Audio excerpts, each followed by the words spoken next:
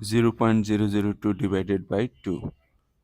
Here 2 is a divisor. To find out 2 is a divisor, so it will be easy for us if we make a multiplication table of 2.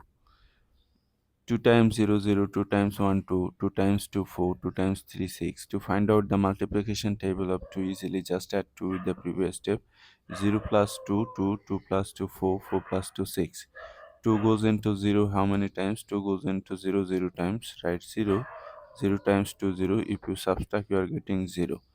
Bring down this 0, but before this 0 there is a decimal, so decimal must come to the quotient, directly. So 2 goes into this 0 how many times? 0 times. 0 times 2 0. If you subtract, you are getting 0. Bring down this 0.